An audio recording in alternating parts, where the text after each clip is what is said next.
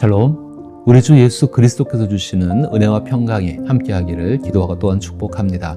오늘 함께 읽고 묵상할 말씀은 잠언 28장 25절과 26절 말씀입니다. 제가 읽어봅니다.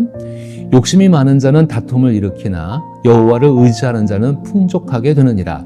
자기의 마음을 믿는 자는 미련한 자요 지혜롭게 행하는 자는 구원을 얻을 자니라. 아멘. 여호와를 경외한다는 것은 삶의 모든 영역에서 하나님을 신뢰하는 것을 의미합니다. 하나님을 신뢰한다는 것은 하나님께서 말씀하시는 대로 순종하고 하나님께서 허락하시는 모든 일 속에서 하나님의 뜻을 따르는 것입니다.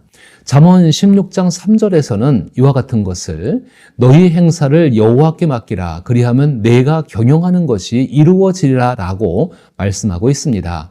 이 말씀을 통해 우리는 행사와 경영이라는 단어를 통해 하나님을 경외하는 삶이 매우 도전적인 것임을 알 수가 있습니다. 행사에는 우리의 일, 여가, 지적인 삶, 내면의 사고와 상상, 우정, 건강과 몸관리, 결혼이나 연애, 돈과 재산, 교회 및 다른 그리스도인과의 관계, 정서적 생활, 정체성 등이 포함됩니다.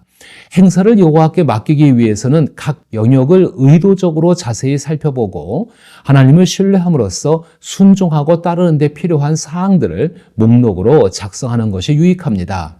그리고 하나님의 도움을 구하여 그 목록에 따라 실행해야 합니다. 2025년을 맞이하며 하나님을 경외하는 체계적인 삶을 살고자 한다면 먼저 제가 언급한 대략적인 삶의 영역에서 무엇을 해야 할지를 목록을 작성해 보시기를 바랍니다. 그 목록이 때로는 부담이 될 수도 있지만 적어도 우리가 하나님을 경외하는 삶에 대해 무가치하다고 생각하지는 않게 될 것입니다. 여러분께서 하나님을 경외하는 삶을 살 때 하나님을 신뢰하고 순종함으로 얻어야 되는 목록들이 만들어지기를 기도하고 또한 축복합니다. 성경은 하나님께 삶을 맡기면 하나님께서 우리의 경영이나 계획을 돌보신다고 말씀하고 있습니다. 그러나 주의할 점은 성경 전반에 걸쳐 언급되는 것처럼 우리가 원하는 대로 모든 것을 주신다는 의미는 아니라는 것입니다. 오히려 지혜로운 사람은 다음과 같은 사실을 받아들일 수 있습니다. 인간의 계획이 무산되더라도 우리 삶 가운데 역사하시는 하나님의 깊은 계획을 인정할 수 있으며 그것이 전지전능하신 하나님의 선하신 뜻임을 확신할 수 있습니다. 이는 바울이 로마서 8장 28절에서 언급한 것처럼 우리가 알거니와 하나님을 사랑하는 자, 곧 그의 뜻대로 부르심을 입은 자들에게는 모든 것이 합력하여 선을 이루니라 라는 말씀과 같은 의미입니다. 이처럼 하나님을 경외하는 삶에서 우리의 행동과 경영은 분리될 수 없습니다. 그러나 중요한 것은 우리가 목록을 작성하고 계획을 세운다고 하더라도 그것을 이루시는 분은 하나님이시라는 점입니다. 하나님께서 우리의 삶에 허락하시는 일이 모두 이해되지 않더라도 하나님의 선한 계획이 있음을 믿고 받아들이며 그 속에서 하나님의 지혜를 배우고자 해야 합니다. 이처럼 하나님을 경외하고 신뢰하는 삶은 하나님을 의지하는 삶이 됩니다. 우리가 하나님을 의지하면 하나님은 우리의 필요를 반드시 채우십니다. 하나님께서는 하나님을 경외하는 사람의 삶의 필요를 채우고자 의도적으로 일하시기 때문입니다. 오늘 본문이 말하고 있는 것처럼 여호와를 의지하는 자는 풍족하게 되느니라는 말씀은 하나님께서 친히 하시는 일임에 틀림없습니다. 그러나 잠언은 동시에 욕심이 많은 자는 다툼을 일으키고 자신의 마음을 믿는 자는 미련하다고 경고합니다. 이는 하나님께서 우리의 필요를 채우기 위해 일하셔도 자신의 마음을 믿고 욕심을 부리면 마치 손으로 물을 움켜쥐는 것처럼 결국 빠져나가게 된다는 의미입니다. 이 말씀은 우리의 실제의 삶과 영적인 삶이 연결되어 있음을 분명히 합니다. 주님을 의지하는 것은 거짓말로 큰 돈을 벌 수 있다는 사실을 알면서도 그 방법을 거부하는 실제적인 행동을 의미합니다. 이는 대단한 결단이 필요한 도전입니다. 그러나 욕심이 많은 사람은 돈만 벌 수 있다면 어떤 일이든 마다하지 않습니다. 이것이 세상에서 흔히 볼 수 있는 분명한 현실입니다. 욕심이 많으면 결국 남는 것은 다툼뿐입니다. 그러나 여호와를 의지하는 자는 풍족하게 된다는 것은 하나님께서 삶의 필요를 풍족히 채워주실 뿐만 아니라 하나님과의 관계에서도 풍성함을 누리게 된다는 것을 의미합니다. 이것은 분명한 사실이지만 하나님을 경외함으로 의지하는 자신의 노력이 반드시 필요한 일입니다. 예수님께서 너희는 먼저 그의 나라와 그의 의를 구하라. 그리하면 이 모든 것을 너희에게 더하시라고 말씀하신 것을 기억해 보십시오. 이 예수님의 말씀은 어떤 의미를 과연 가지고 있을까요?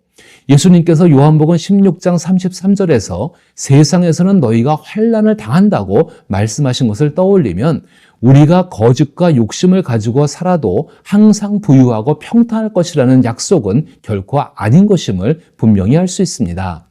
하나님 나라와 의를 구한다는 것은 예수 그리스도께서 시작하신 하나님 나라를 자신의 삶에 품고 자신의 삶을 통해 그것을 이루고자 하는 것을 의미합니다. 이는 자신의 삶이 예수 그리스도처럼 세상 속에 던져졌음을 뜻합니다. 그러나 이것은 자신이 세상의 판단자가 되어 선과 악을 구분하는 것을 말하지 않습니다.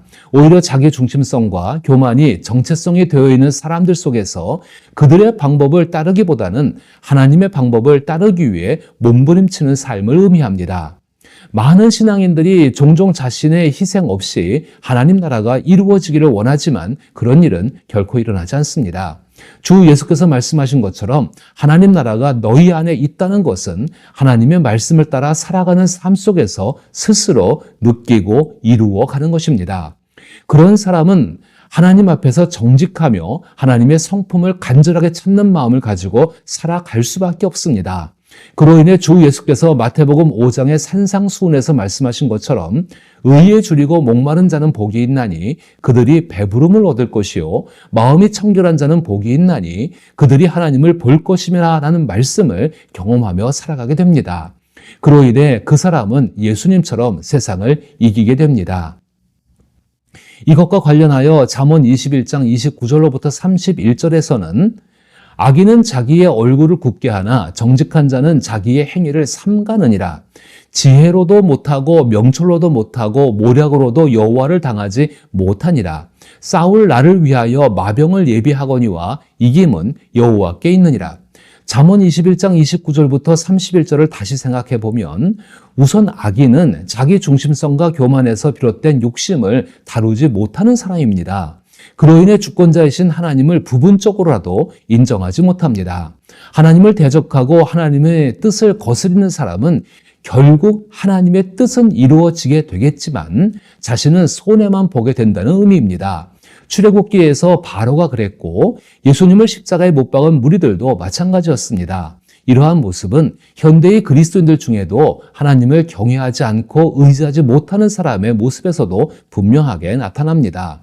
이와 같은 잠언의 말씀은 여호와를 경외함이 지혜의 근본이라는 잠언의 대원칙을 상기시키기도 하지만 하나님을 믿고 의지하면 세상을 이길 수 있는 지혜와 치밀함, 현실을 놓치지 않는 분별력과 추진력을 가질 수 있다는 것을 의미하기도 합니다. 그러나 이는 의사가 의술을 연마해야 되는 것처럼 많은 경험을 통해 최상의 요리를 만들어내는 요리사처럼 끊임없는 하나님을 의지하는 습관적인 삶의 노력이 필요하다는 것을 뜻합니다. 그 결과 세상 사람들과는 다른 탁월하고 뛰어난 모습으로 변화되고 성숙해집니다. 그 사람 안에 자라나는 놀라운 지혜는 잠언 16장 4절에서 말하는 것처럼 여호와께서 온갖 것을 그 쓰임에 적당하게 지으셨나니 악인도 악한 날에 적당하게 하셨다라는 것입니다. 하나님을 경외하며 의지하고 신뢰하는 것은 하나님께서 우리의 필요를 채우신다는 사실뿐만 아니라 하나님을 만민의 주권적 심판자로 신뢰한다는 것을 의미합니다. 이러한 신뢰는 우리가 스스로 심판해야 하는 부담에서 해방될 수 있게 합니다. 현재의 세상은 온갖 종류의 폭력이 난무하고 있습니다. 이 폭력적인 세상 속에서 하나님께서 모든 악을 바로 잡으실 것이라는 확신이 없다면 폭력의 피해자가 무기를 들고 복수하지 않기란 사실상 불가능합니다. 그런데 저를 포함한 많은 그리스도인들이 온 땅의 심판자이신 주님을 두렵고 떨림으로 찬양하면서도 마음속에서는 특정한 사람을 직접 심판하고 싶은 유혹에 빠져 있습니다. 만약 우리가 심판해야 할 사람의 마음이나 과거를 충분히 이해할 수 있다면 그것도 타당한 이유가 될 것입니다. 그러나 그렇지 않은 상태에서 스스로가 옳다고 판단하는 모습이 문제인 것입니다. 예수님이 십자가에서 이루신 일을 믿는다면 내 죄값을 예수께서 대신 치러 주셨지만 그렇지 않다면 나 스스로 그 죄값을 치러야 한다는 단순한 논리를 기억해 보십시오. 나를 해친 모든 가해자와 관련해서도 같은 논리가 적용될 수 있습니다. 하나님을 만민의 주권적 심판자로 신뢰하는 것은 결국 모든 일을 하나님께 맡긴다는 의미입니다. 그리고 내일을 위해 나는 오늘을 열심히 살아간다는 것을 뜻합니다. 우리는 남의 죄를 심판할 지식이나 권리, 능력이 사실상 없습니다. 우리가 알고 있는 것은 하나님께서 온갖 것을 그 쓰임에 적합하게 지으셨고 악인도 악한 날에 적합하게 하셨다는 것입니다. 이 확신은 하나님을 경외하며 의지하는 삶을 사는 사람을 영적으로나 육적으로나 풍족하게 하는 필수적인 요소입니다.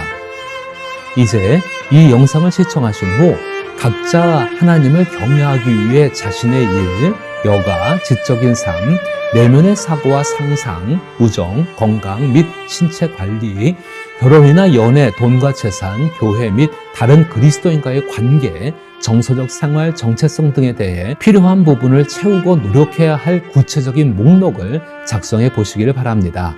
또한 함께 기도할 내용을 나누며 기도할 수 있기를 바랍니다.